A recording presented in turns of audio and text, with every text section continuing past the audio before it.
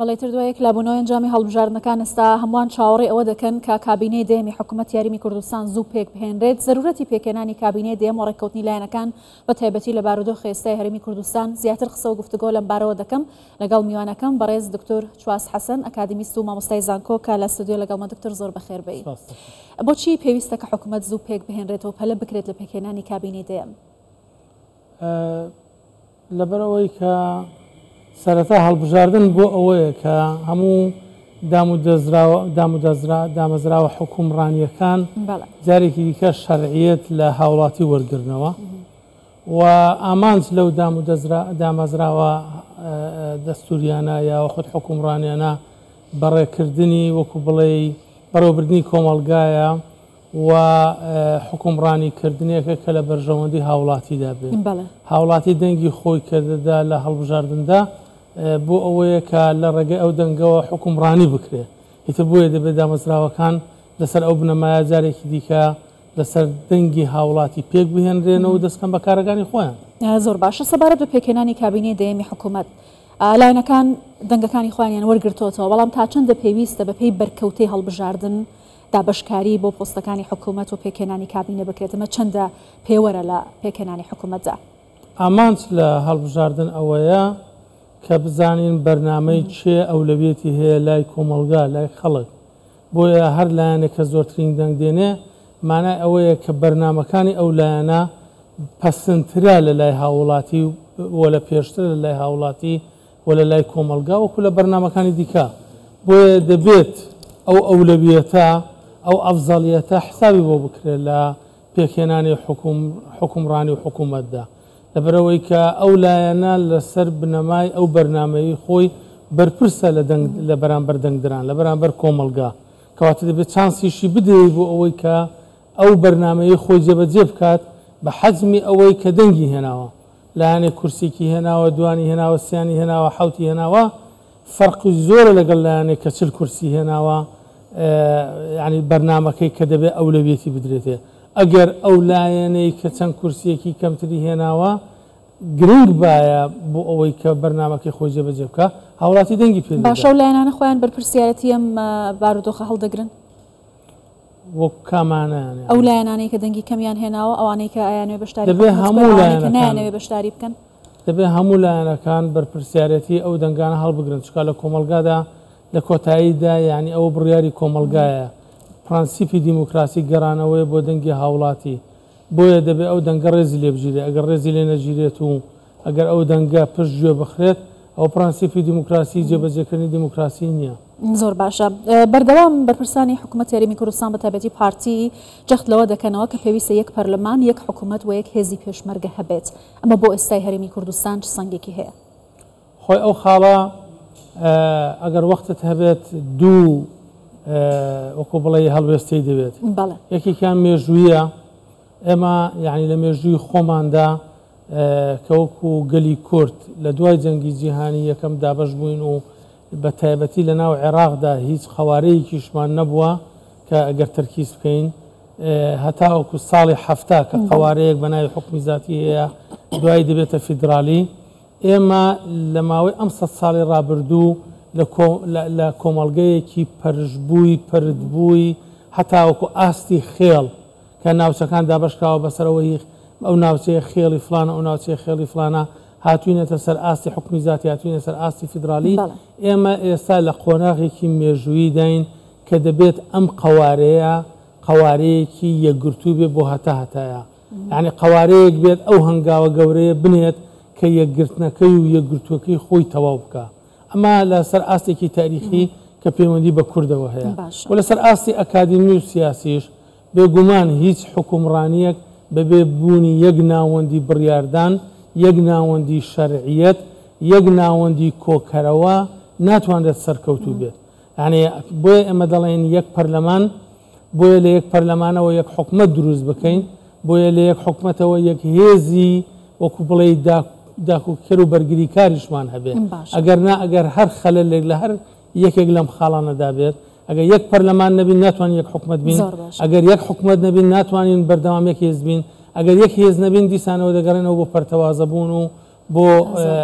یعنی وەکو بڵێ ناتوانین حکومڕانیەکی ئەکتیڤ و لە بەرژەوەندی هاوڵاتی باشە دکتۆر ئاماژەت بۆ کرد کە ئەمە ضرورەتێکی مێژوویە گرنگی لە بواری مێژوویشەوە هەیە کە پێویستە لەم کاتە لەم بارودۆخە یەکگرتو بین نایەکگرتووی چا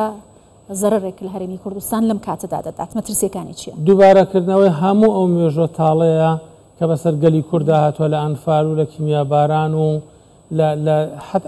هەر تەنانەت دوێنێ ینی کە ساڵی 2014 کە داعشتی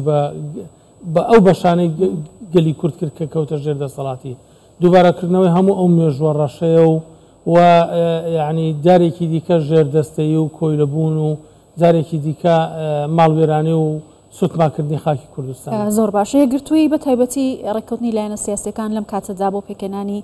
زووتر پێکەنانی حکوومەتی هەرێمی کوردستان ئەتوانێت چه کاریگەری لەسەر پەیوەندەکانی هەرێم لەگەڵ بەغدا و هاوکات سەنگی هەرێم لاسی ناوچەکەدا بێت لەبەرەوەی کە ئێستا چاوێکی زۆر لەسەر هەرێمی کوردستان و پێکەنانی کابینێ دەیەمە هەست کاتێک ئێمە یەکگرتوو بین دەستکەوتمان هەبووە دەستکەوتی گەورەمان هەبوو دەستکەوتی باشمان هەبوو بەرەو پێشچووی یعنی نمونەش ڕاپەڕینی گەلی کوردستانە نمونەش ئەو ماوەیە کە لە ساڵی لە دوای ڕوخانی ڕژێمی بەعس کە جەنابی سەرۆک بارزانی لەگەڵ جەنابی تاالبانی جۆرێک لە تێگەیشتن و یەکگرتووییان دروست کرد بۆ گەلی کورد لە بەغدا و لە ئاستی نێودەوڵەتی و ئاستی هەرێمی ناوخۆیی تەماشای هەموو ئەو دەستکەوتانە بکە کە لەو تەفاهمات و یەکگرتوویی و لەو تێگەیشتنە هاتەدی لە ماوەی ئەو دە ساڵەدا حتا مافە دەستوریەکانی ئێمە کە ئەگەر لەو تەفاهمات و لەو یەکگرتووی و لەو لێک تێگەیشتنە نەبووایە نەدەسە سپی لە دەستور بۆیە دەتوانین بڵێن کە یعنی ئەم یەکگرتوویە دەتوانێت جارێکی دیکە ئێمە لەم کاتە هەستیار و حساسیەی پڕ گۆڕانکاریەی کە لە خۆرهەڵاتی ناوەڕاستدا وەکو بڵێ خۆرهەڵاتی ناوەڕاست ژانی پێوە گرتووە کە گۆڕانکاریێکی گەورە لەدایک بێ ئێمە وەکو گۆڕانکاریەکەی ساڵی 2023 دەبێت خۆمانی بۆ ئامادەکەین دەبێت تەجاوەزی هەموو ئەو خلافات و لێک-ناتێگەیشتن و زمان زبریانەی بەرامبەر یەکترمان کردووە بکەین بۆیە کە بتوانین بەیەکەوە بە پلانێکەوە بە یەکدەستی بە یەکدەنگی لە ئاست ئەو گۆڕانکاریەدا بین کە لە ناوچەکە و لە عێراق و باش هەرێمی کوردستان لەکوێی ئەو گۆڕانکاریانەدایە لە ناو جەرگەی گۆڕانکاریەکاندا چونکە ئێمە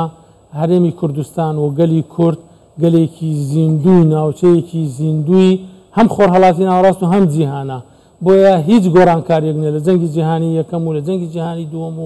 و لە کۆتایی شەڕی سارد و ئێستاش هیچ گۆڕانکاریەک نەبووە کە جێپەنجەی خۆی بەجێ نەهێڵە بەسەر گەلی کوردەوە لەبەرەوەی کە شوێنی ئێمە جوگرافیای ئێمە ژمارەی دانیشتوانی ئێمە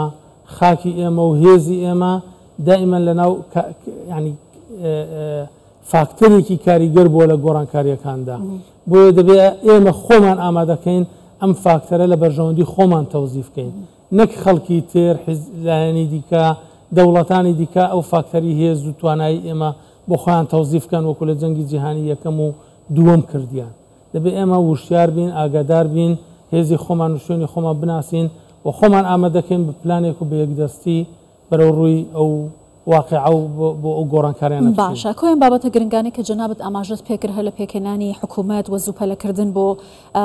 ڕێککەوتنی لایەنەکان هاوکات بۆ دروستکردنی پەرلەمان و حکوومەت و هێزی پێشمەرگەی یەکگرتوو کاریگەریەکانی لەسەر پاراستنی قوارەی هەرێمی کوردستان چی هەبێت لایەن هەبوو ئەیانویستە و قوارەیە نەمێنێت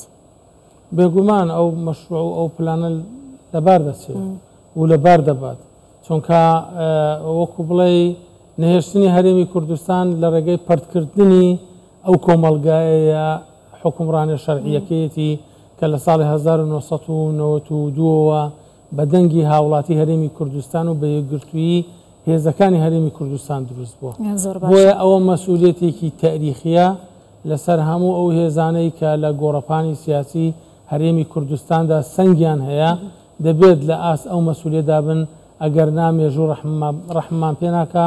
و کۆمەلگاش قوبوڵی ناکە زۆر باشە دکتۆر دوێنێ پارتی دموکراتی کوردستان لیژنەیەکی پێکەنا بۆی کە لەگەڵ لایەنەکان دەست بە دانوستان بکات بۆ پێکەنانی حکوومەت چاوەڕێ دەکەی و پێشبینی دەکەی کە لایەنەکان بەدەم داواکاریەکی پارتیەوە بێن و زووتر پەلە بکەن لە پێکەنانی حکوومەتم دەست پێشخەریە چۆن دەبینی بگەڕێنەوە بۆ مێژووی ئەم 30 ساڵەی ڕابردوو یعنی دەتوانم بڵێم ئەگەر دواساتیشدا بێت تەفاهم جێگای ناکۆکی گرتوێتەوە بۆیە من متەفائلم بەوەی کە هەرچەندە لە سەردەمی هەڵمەتەکانی هەڵبژاردندا وەکو بڵێ جۆرێک لە زبری هەبوو لە لێدوانەکاندا و توندی هەبوو بەڵام دیسانەوە دەرگای لۆجیک و منطق و بەرژەوەندی گەلی کوردوا دەخوازێت کە تەجاوزی هەموو ئەو زبریانە بکرێ و تەفاهم بکرێت. من متەفائلم بەوەی کە تەفاهمات دروست دەبێت و هەموو هێزە سیاسیەکان وەلایەنەکان لە ئاستی مەرحەلەکەدا دەبن و تەجاوزی ئەو وەکو بڵێ لێک ناتێگەیشتن و زبریانی ڕابردوو دەکەن و حکوومەتێکی گرتووی دەستێکی پڕ سەوزاواتی و با بڵێن دەستکەوتەوە دێتە دی. بەڵێ بەڕێز دکتۆر چواس حەسەن ئەکادمیست و چاودێری سیاسی زۆر سپاس کە لێرە لەگەڵ ماڵ.